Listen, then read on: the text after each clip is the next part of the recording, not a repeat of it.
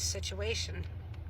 We've got to help Uganda to obtain her true democracy, her true freedom.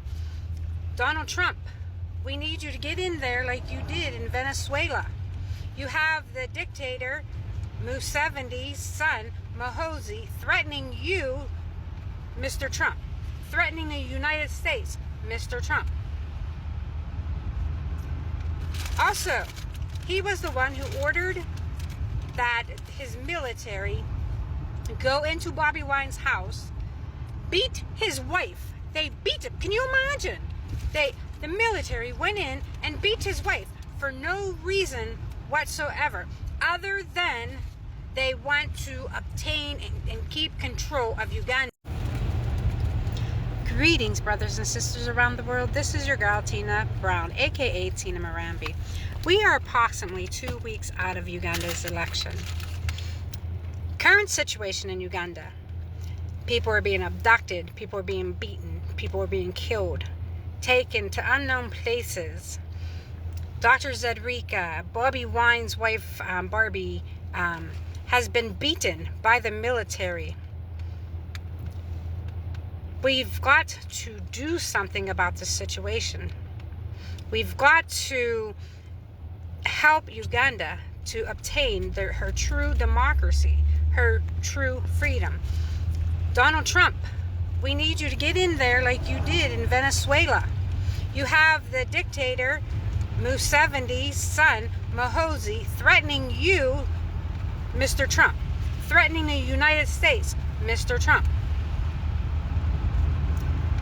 Also, he was the one who ordered that his military go into Bobi Wine's house, beat his wife. They beat him. Can you imagine? The military went in and beat his wife for no reason whatsoever, other than they want to obtain and keep control of Uganda. And we all know that Chalgani had won the election. We got to help them. African Union, human rights. Where is everybody at? Uganda is bleeding. There's a genocide going on in Uganda, and they need our help like it's yesterday. Please, everybody under the sound of my voice that is hearing me, please share this video. I want you to post videos. I want you to tag the different senators, different members of Congress here in the U.S. and all around the world, because Uganda is not safe.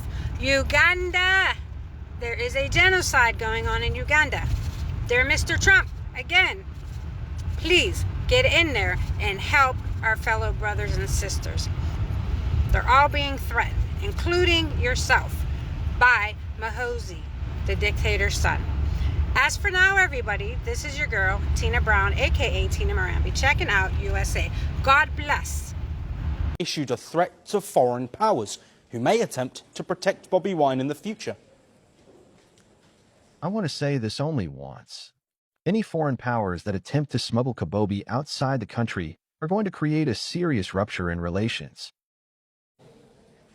But soon, Kainerugaba reversed his stance. He deleted the post within an hour of putting it up and shared this message.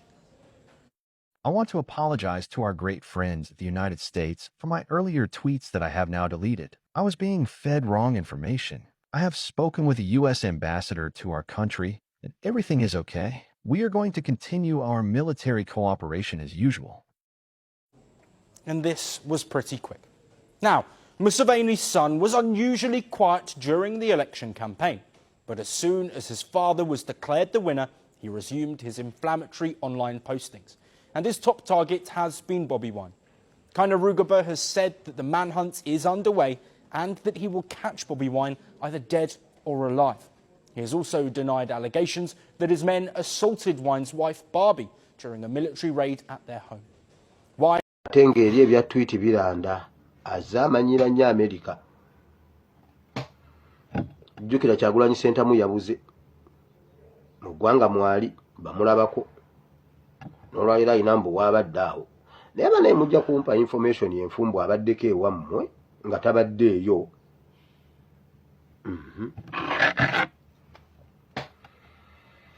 Ekirala, Muhoozi asibye abasirikale bonna abamazeewo. Buli waakakasa nti Kyagulanyi abaddeko eno, abali ku misanvu egyo gyonna mu mabuusu nga baleeta balala. Amagye bwe munaakoowa okubanyooma n'okubajooga, mujja kusituka mujjeko gavumenti. Omanyi revolution, nabagamba revolution eno egenda tutwala, egenda tutuuka ekiseera nga yetukulembedde.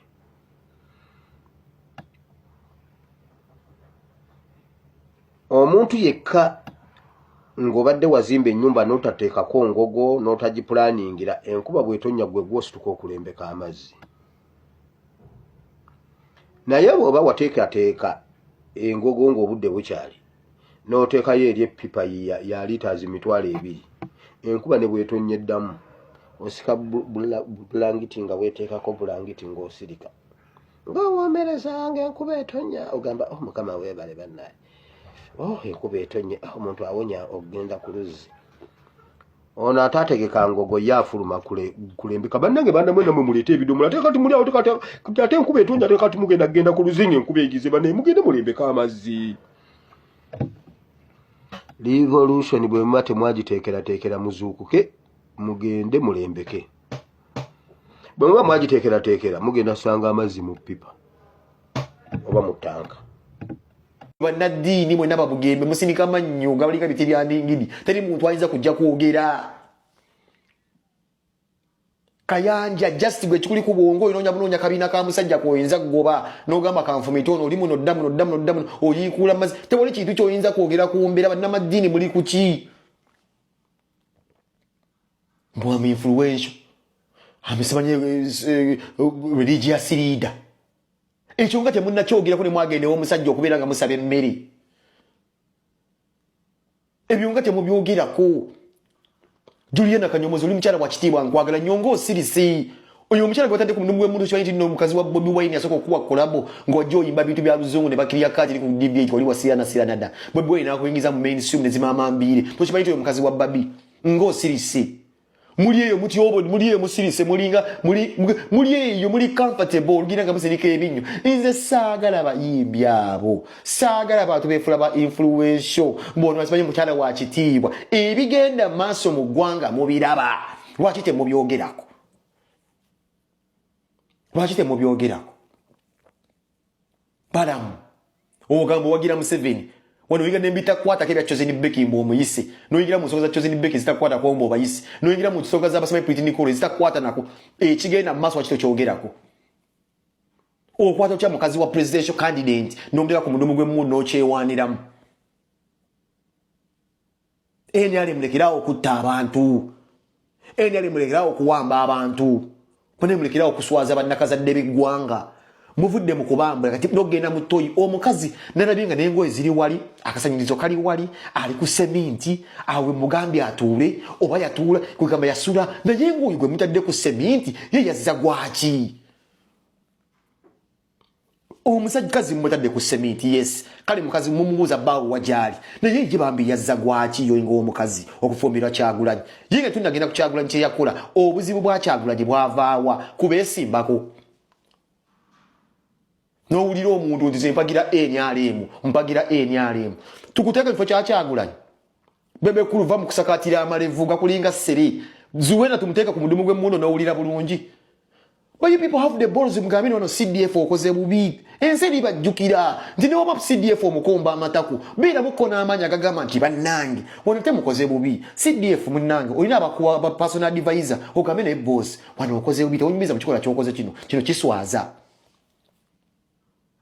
muliye musitse no sanga omuntu ono mwana ono gwe tubanyita amale junior nabeka video ngaoza ndi Bobi Wine vayo kagobako neno tulire omwana agama nti Bobi Wine simanyi bwino kagobako vayo mbo simanyi bakunonya ngati yasigaze ekyama nti yasiki yali chokolo ya kitaawe na walaji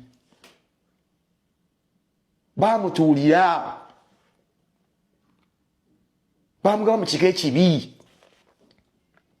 mamwe bamubba mu mbaga eri era bamusanga mu lubuto lw'oyo omwana pamu chamale mimi namuyira amazi agalimu wala gyosonga kyo cyane omutete gwikola ogwo nolaba kizina amatako nekijja Bobi Wine vai golabe yembere kusanyusa leero ontugira bogezi ku mama onja muzina amatako nze Junior mama onja muzina amatako.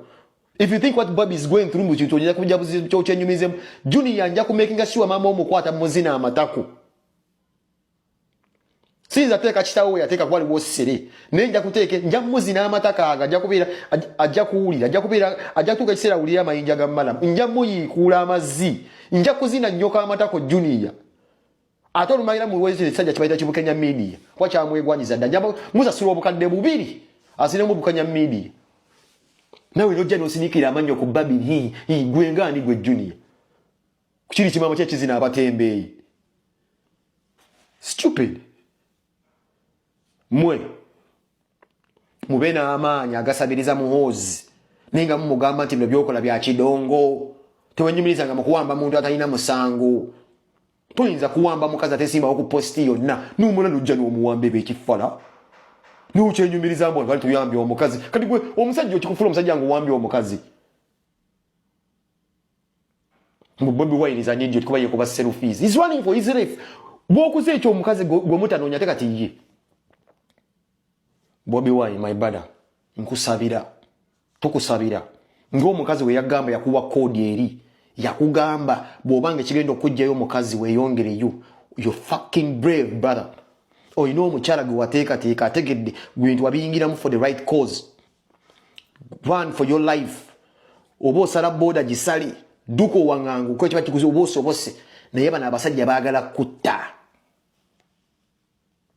bano abasajja baagala kutta